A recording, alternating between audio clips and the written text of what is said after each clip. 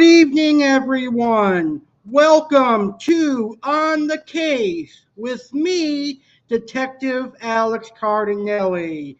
How are you guys doing today? I hope you're ready to learn about a new crime case.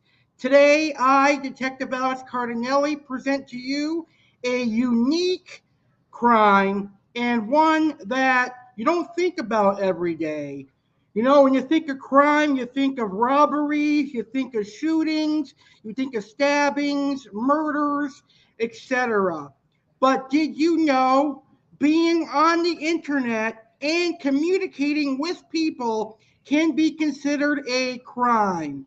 Sex and extortion is what this crime is all about, and it took place on the internet.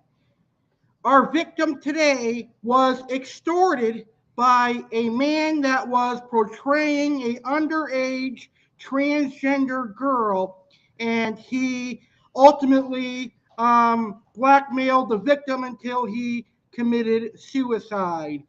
Overall, it's a very tragic and sad case, but I think it's really important to talk about, and we can use this case as history to learn what not to do when we're talking to people online for sexual relationships or for dating. So this week's crime case takes place in Texas. Our victim is a 59-year-old professor by the name of James Aune, and he was the victim of a sex extortion and he committed suicide. Find out all the details of this crime on today's video. So this is a very unique, sad crime case.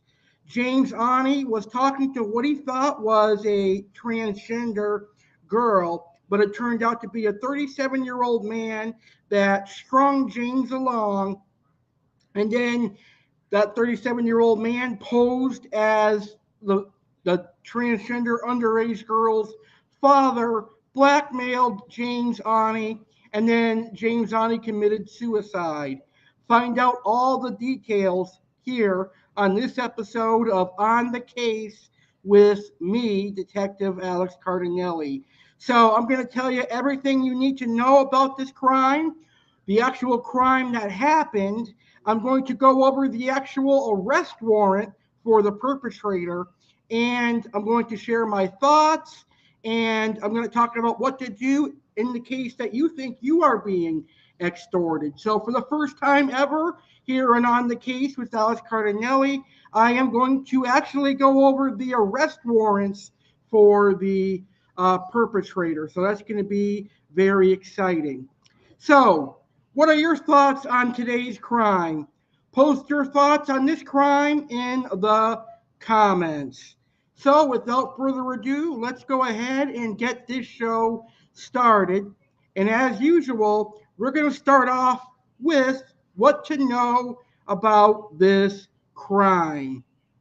So let's learn about the victim first. The victim is a 59-year-old man known as James Aune. So James Aune is a professor. He is a former professor. So this is the victim, 59-year-old James Aune. He is a father.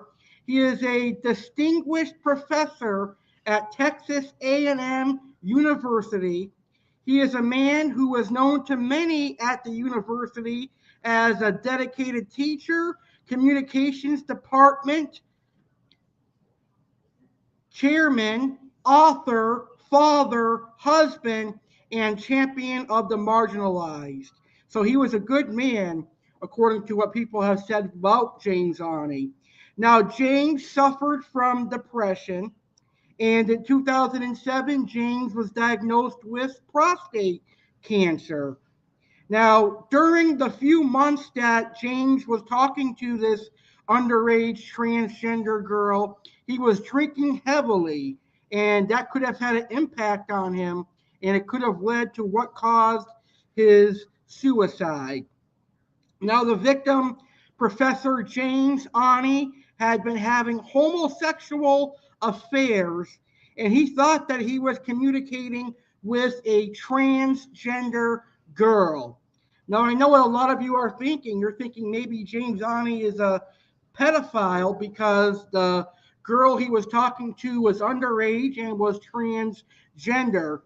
But it's not that way because the perpetrator was actually abusing and using one of his own relatives to take photos of that person and use that relative to lure men like James Aune. So it is very, very sad. So James Aune was a 59-year-old professor at Texas A&M University, and he got caught up in this online extortion for a transgender girl.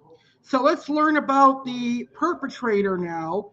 The perpetrator, his name is Daniel Duplaisir. I can't even pronounce his name. The perpetrator is Daniel Duplaisir. Now, Daniel Duplaisir is a 38-year-old man from Louisiana. And let's take a look at how Daniel Duplaisir looks like. Look at this cock head, this pencil head, this dick head, and this penis head. He is a awful individual, blackmailing someone to the point that they commit suicide. So the perpetrator, Daniel Duplaisir, 38 years old, from Louisiana, and Danielle took photos and videos of his transgender relative, and he used those images and videos to lure men into traps.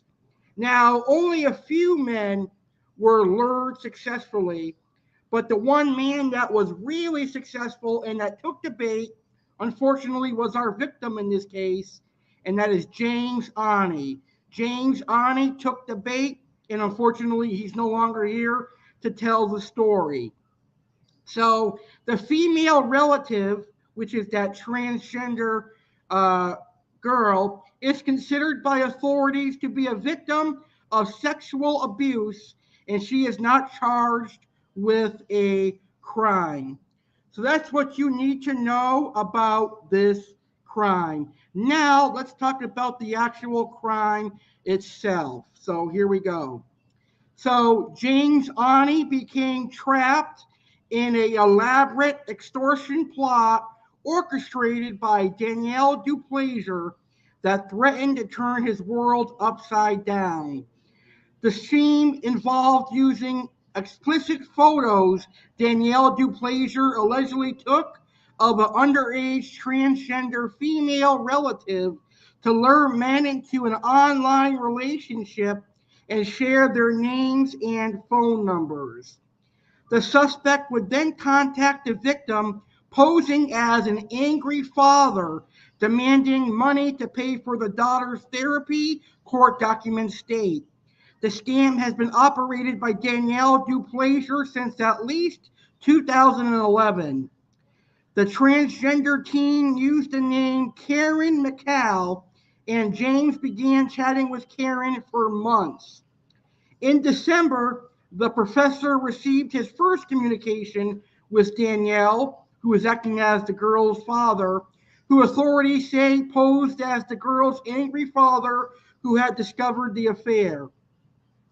According to the complaint, Duplaisir demanded $5,000 to pay for his daughter's counseling and a computer he said he had broken to keep her off the internet.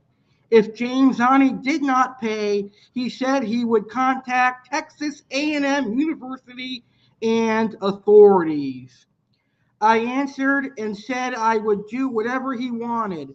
I sent him $1,000 and then promised more in January. James Aune wrote in an email sent to the address for Karen McCall, according to the complaint. I am so fucking scared about this, and I can't figure out how to come up with more money, he said, telling Karen he can't talk to her anymore. Beginning at 9:04 a.m., January 7th, 2013, Daniel Duplaisir sent a series of text messages and emails to the professor demanding more money and giving him a deadline of January 8th at 12 p.m., according to the complaint.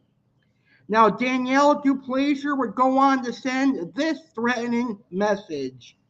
If I do not hear from you, I swear to God Almighty that the police, your place of employment, students all over the internet, all of them will be able to see your conversations, text, pictures you sent, Daniel Duplaisir wrote. And if by some miracle you get away with this, I will use every chance I get to make sure every place or person associated with you knows and sees what you have done, he said. Last chance, you better make right move. So basically, Daniel Duplaisir was threatening to expose James Aune as a pedophile and that James Aune was trying to have sexual relations with a underage transgender girl. But in reality, it was Daniel Duplaisir who was sexually abusing that underage transgender girl and then was trying to make these older guys look bad. So it's really, really sick and twisted case. James Aune would reply to Daniel Duplaisir, and James Aune would say, killing myself now, and you will be prosecuted for blackmail, James Aune wrote. He pressed the send button 1 minute before he jumped to his death on January 8th, 2013. At 10:30 a.m. on January 8th, 2013, James Aune committed suicide and killed himself by jumping off a high-rise parking lot at Texas A&M University. James Aune's widow and wife, Miriam, told authorities that in mid-December, her husband told her he had become involved in sexually explicit chat with a minor he had met online and that he was now being extorted by her father. She told authorities that her husband had paid $1,500 to someone using Green Dot Banking's reloadable debit cards. A subpoena of Green Dot bank records revealed the money had gone to Daniel Duplaisir of Louisiana. Furthermore, surveillance video at a Lowe's department store showed Duplaisir making a $114 purchase with one of the cards, according to the complaint. Daniel Duplaisir was arrested in January. The suicide of the popular professor stunned the Texas A&M community.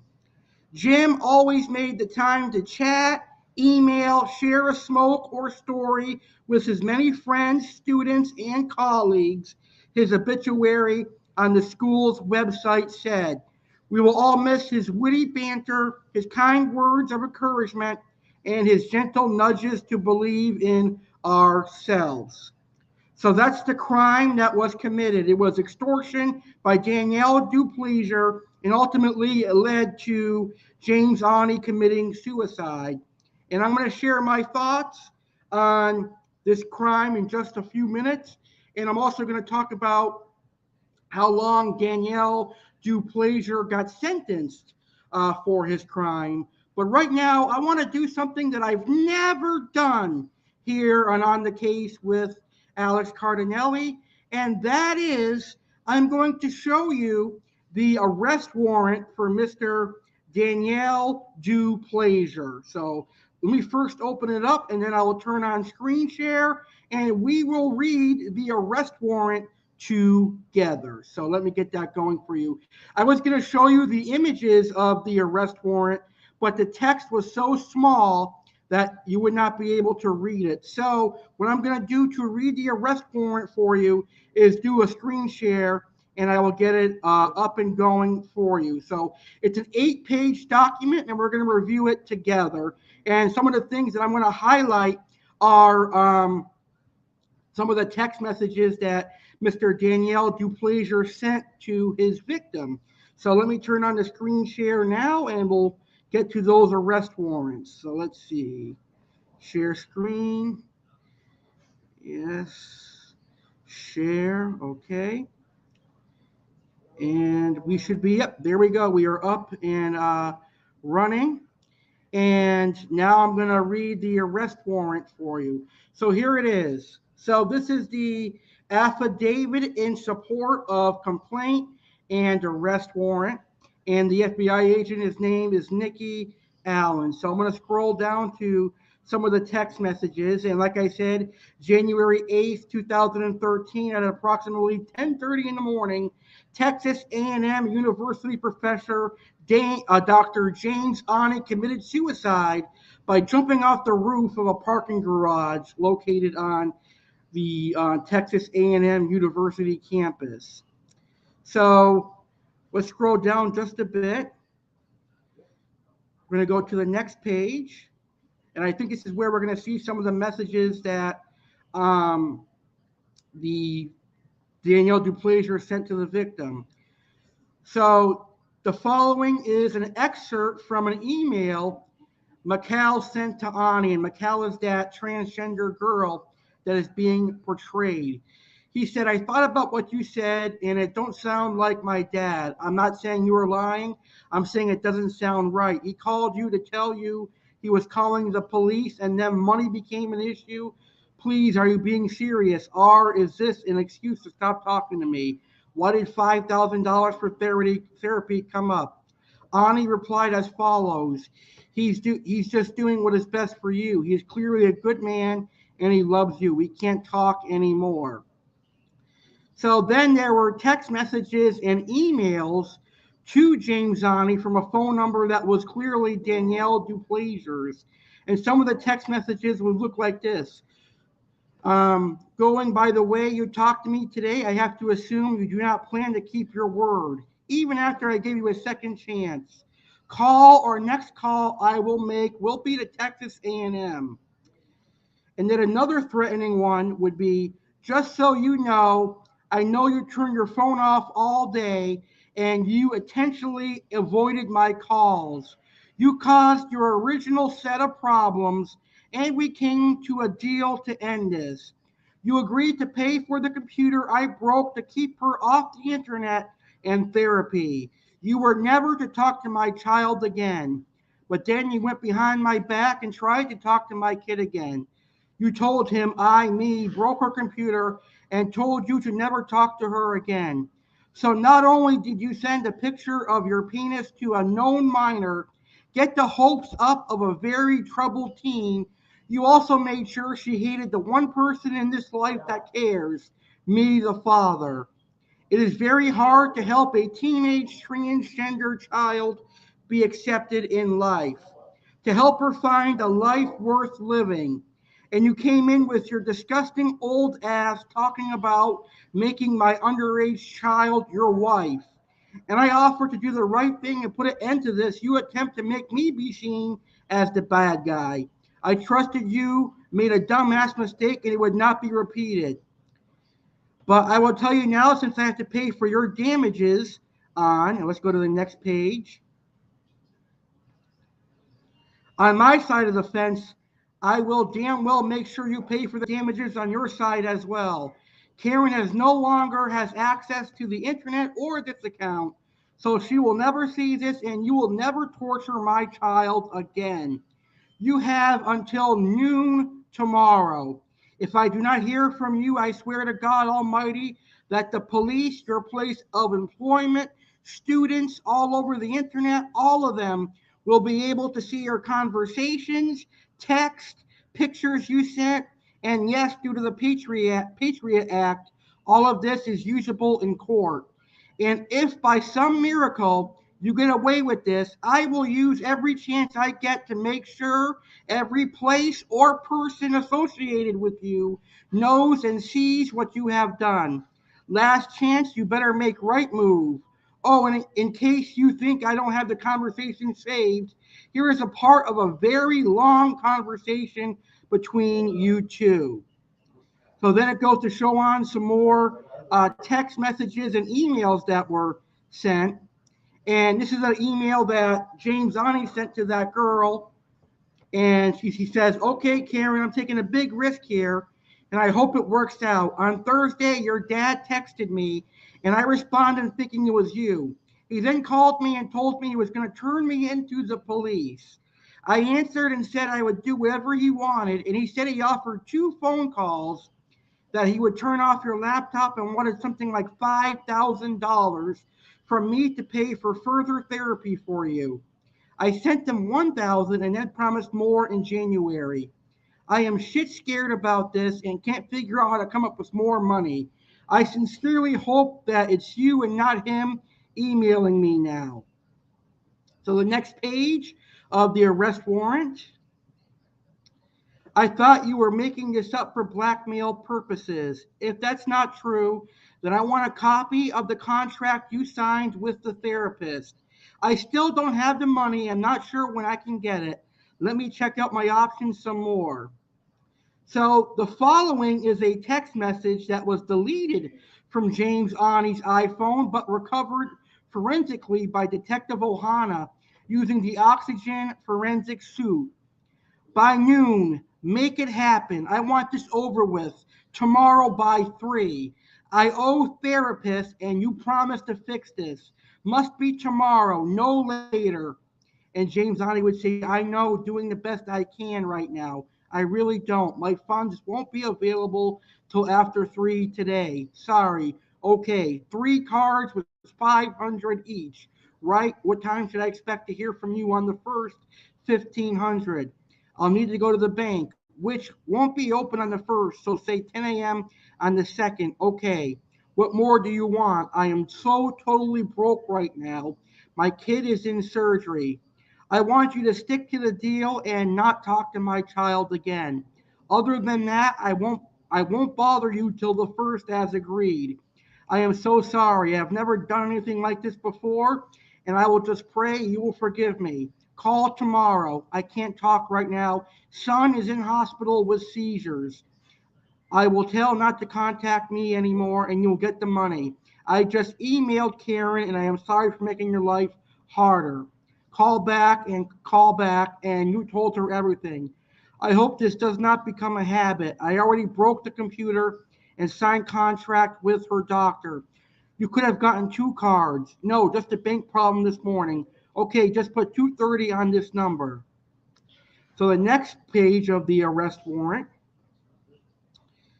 So basically it says we'll send 1,500 on the first and another 1,500 on the 15th. I agree, the sooner we are done, the better. What time tomorrow? Probably afternoon. Okay, just put money on, had to get a new card. $300 is a daily cash limit, so need to wait a day or so. Have to wait till tomorrow or Saturday because I am waiting for a paycheck. Okay, so the password to James's iPhone voicemail was obtained by the detectives, and this is the voicemail that Daniel Duplaisir would leave to the victim, James Aune. I'm going to give you a short little period of time to give me a call. I promised you I got more than enough stuff to send to the school and to send it to the police, whoever I need to send it to. I'll send it to all your students. I don't care. Let me tell you, motherfucker, you sick old bastard. I told you I was going to call the cops. You begged me not to fucking do it. You started this shit, motherfucker. Don't try and turn it around and make it look like I fucking blackmailed you, stupid son of a bitch. You stupid fucking asshole. So that was the voicemail that the perpetrator, Daniel Duplaisir, left on James' iPhone. And there's some more. All right, you don't want to answer your phone? I'm going to have to call these people. I ain't got no sympathy for you, dude. You refuse to call, get in touch with me, and straighten things up. As soon as I get off work, I'm posting it everywhere. I'm going to find out the phone number for the police station in your area. I'm going to call them and send them all the information and send all the information to your school so they know, they are aware. And I'm going to post this on the websites for your school so that your students are aware and the parents of the students are aware what type of person you are. I gave you a chance to talk about it. No, this is not blackmail. I just read the fucking email you just sent. Call now. Don't wait around. Don't do any text messages and bullshit. Just call, all right. You started this shit. This is not a scam. Enough bullshit. Call. So that was a voicemail that was left to James Aune. I think that's all of them. The rest are just the bank accounts and other information about the case that we don't need to know.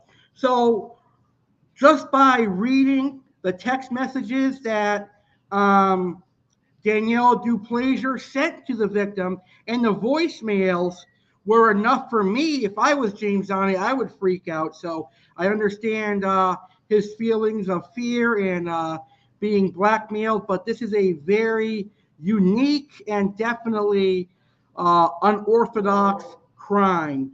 So let's talk about my thoughts on this crime. So first of all, what do you guys think of that arrest warrant?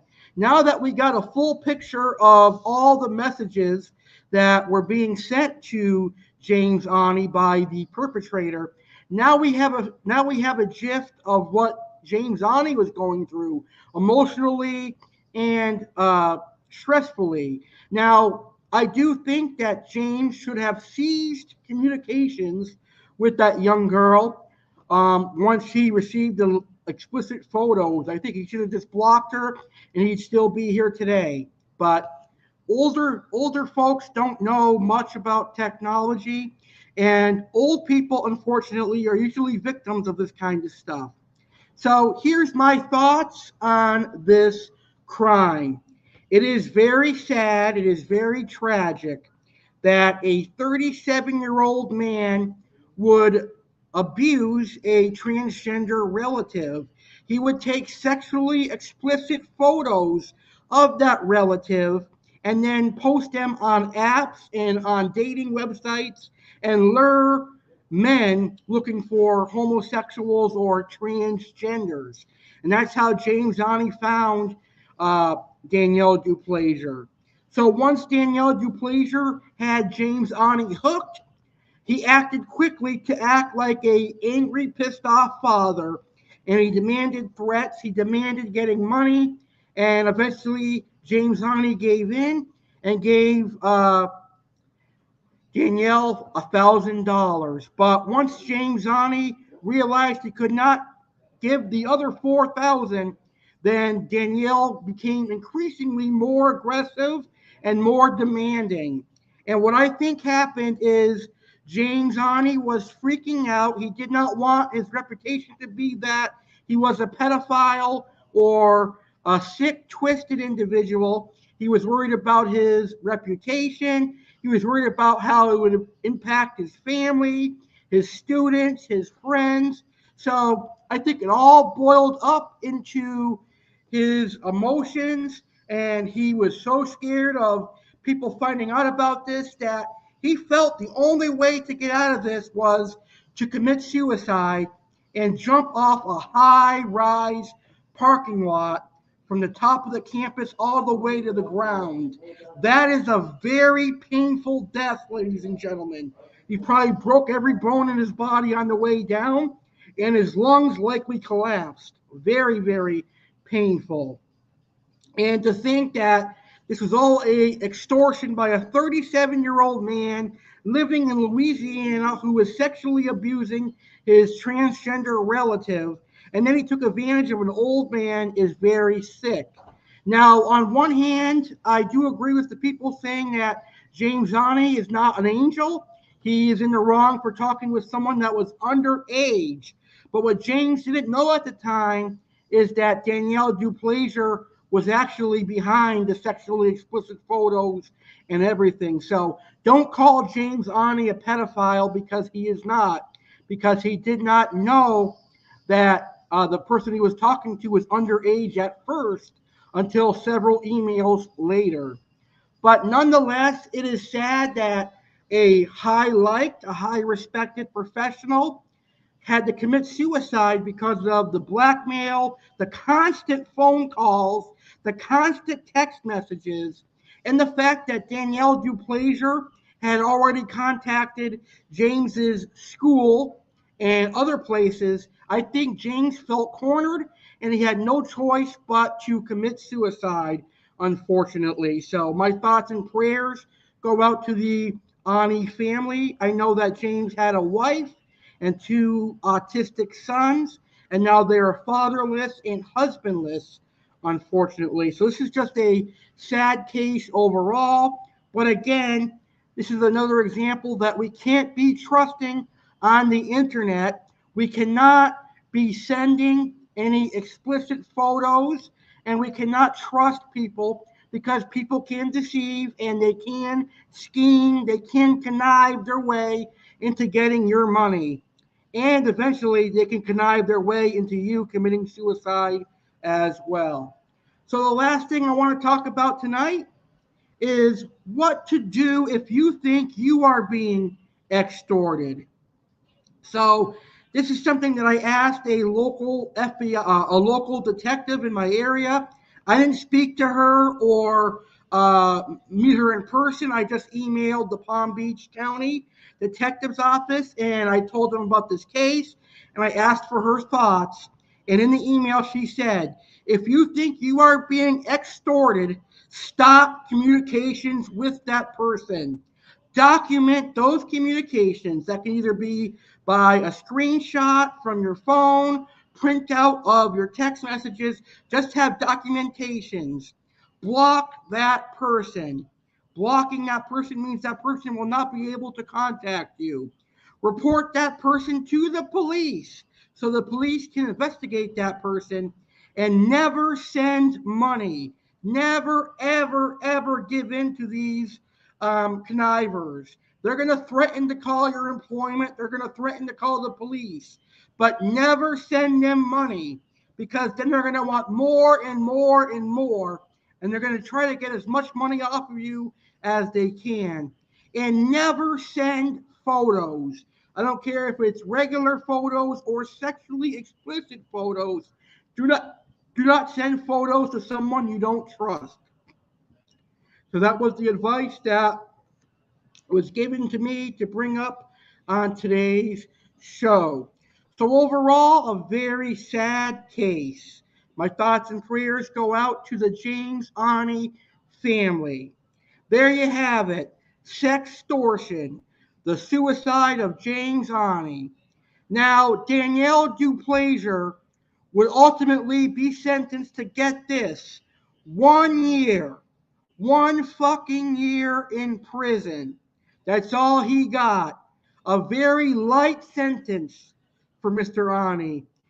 Mr. Aune committed suicide because of Danielle Duplaisir, and Danielle gets away with 1 year in prison, which means by now Danielle Duplaisir is a free man, considering this crime took place in 2013, and it's almost 10 years to the day. Very sad. But Danielle Duplaisir got away with claiming he was mentally unstable, so the judge was kind of lenient and gave him a 1 year sentence. All right, so post your thoughts on this crime in the comments, and I look forward to talking about next week's crime case. Next week, and on the case with Alex Cardinale, we're going to go back to talking about murders. And we're going to talk about a very shocking murder that not only shocked Illinois, but shocked America and perhaps the world.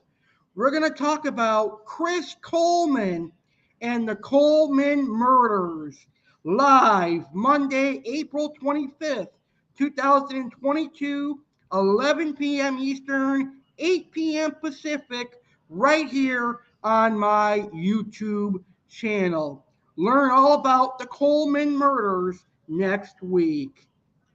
And as always, subscribe to my YouTube channel, the legendary Alex Cardinale, for future crime episodes and all the other videos that I have to offer. All right. I appreciate you guys taking the time to watch this video. Leave a like if you enjoyed the video, and stay safe, everybody. Stay safe. If you see something happening, if you see a crime happening, always report it. Detective Alex Cardinale saying have a great week, and I will see you next Monday for our next crime case.